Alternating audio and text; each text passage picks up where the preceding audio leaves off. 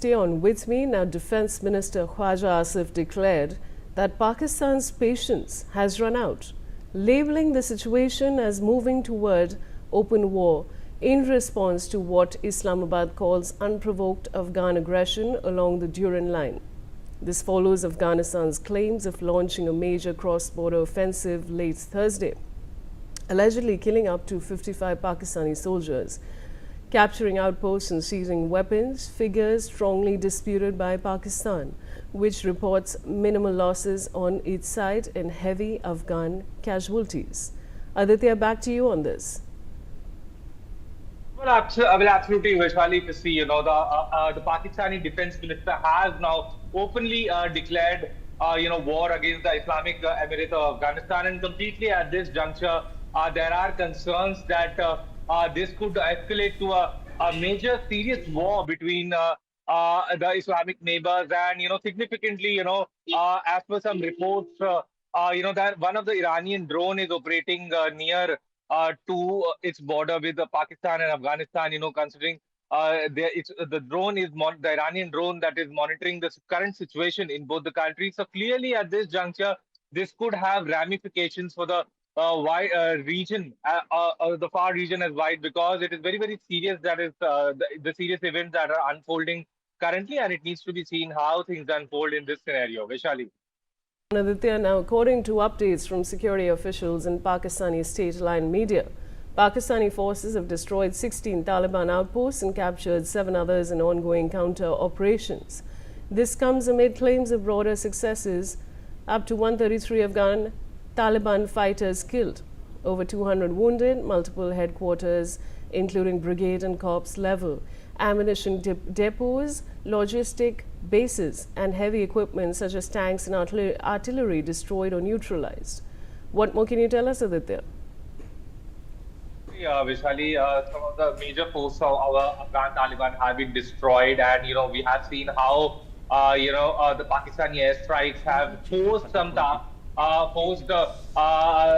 Taliban fighters to withdraw from some of their posts, because considering the severity of the Pakistani airstrikes in the Afghan territory, it is a very, very concerning situation that is developing. And now, as per some reports, Akhundzada, who's the important leader in the Afghan government, in the Taliban government in Afghanistan, has been reportedly killed in an Pakistani airstrike. So completely, at this juncture, Vaishali, we could expect a fierce battle between the Afghan fighters and the Pakistani army and the Pakistani air force, and completely, as per some reports, even the BLA is also willing to join the Afghan forces in attacking, the Pakistani army convoys, along the Durand Line, because it has been a bone of contention. For years now, the Pakistani army has been committing genocide against the BLA also in the Balochistan. So completely,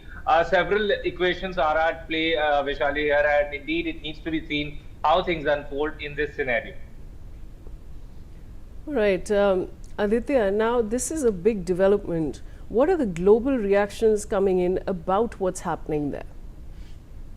Well, absolutely. If we talk about, Vishali, if we talk about the global reactions, clearly the social media handle of the Mossad commentary, which is a spy agency of Israel, has wished both Pakistan and Afghanistan the best of luck. We have seen now this will have ramifications, for all the Middle East countries as well, because, the organizations like the Organization of Islamic Countries will also call for de-escalation. And if you see, as per the standard operating procedures, even the United Nations will call for restraint between the two countries, because Pakistan is a nuclear country. Pakistan has a big, has a considerable amount of nuclear arsenal.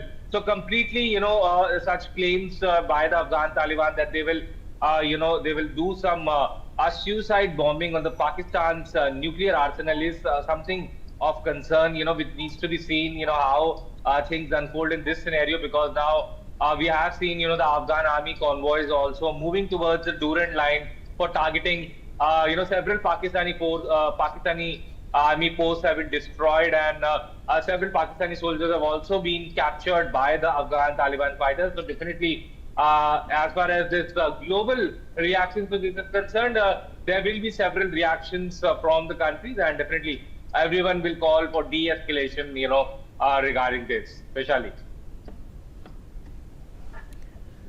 All right, I do have Major General Rajan Kochar. He's a defense expert who's joining me.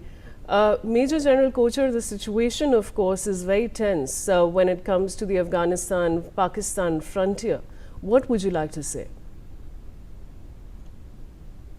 This escalation is primarily due to that airstrike by Pakistan. If you remember, a couple of months back, Pakistan also carried out airstrike in Kabul. So these are provocative measures on part of the Pakistan army because they have violated the sovereignty of Afghanistan, and no sensible government will be allow this to happen. So I think the escalation now is from the Afghanistan side, and we need to remember that if we look at the conventional strength of the armies of both the countries, there is no comparison. But what Afghanistan has a major plus point is its capability to indulge in asymmetric warfare, and that is what we are seeing. A number of attacks earlier also in Islamabad, Rawalpindi, Karachi substantiate to the theory that Taliban has the capability to retaliate well within Pakistan.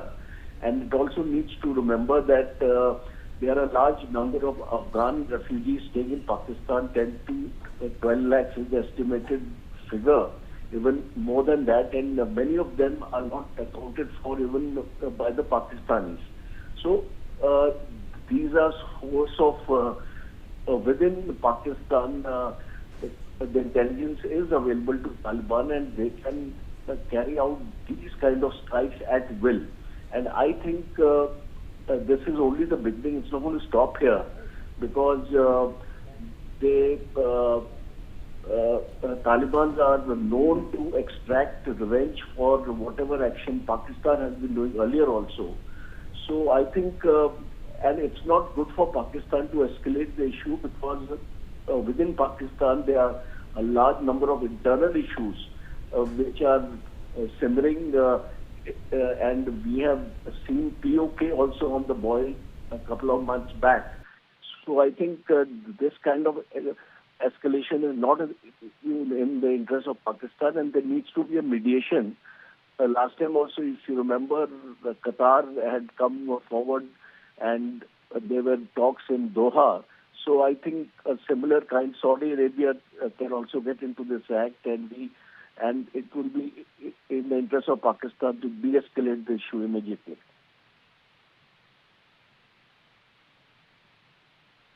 I also want to ask you that, is this likely conventional military action, or could irregular forces and militias also be playing a role?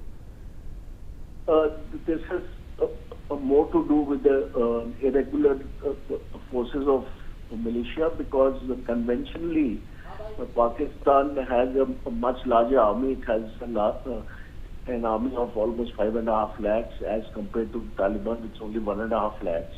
And also the Pakistani Air Force has ascendancy. Afghanistan hardly has any Air Force credit. So I think the mode of retaliation as far as Afghanistan and Taliban is concerned is going to be these kind of attacks, and which Pakistan will not be able to prevent, because we have seen earlier also the Pakistan intelligence has failed even to detect simple cases of suicide bombing attacks within Pakistan, and this is going to be the modus operandi of the Taliban. They are going to carry out either suicide attacks or these militias who are quite active in Balochistan, Khyber Pakhtunkhwa, and they can easily move into the hinterland of Pakistan at any point of time, because they have the weapons, they have the ammunition, they have the resources. So I think it will be more on the asymmetric side which Afghanistan will be resorting to, rather than conventional warfare. Thank you, Major General Kochar, for joining me.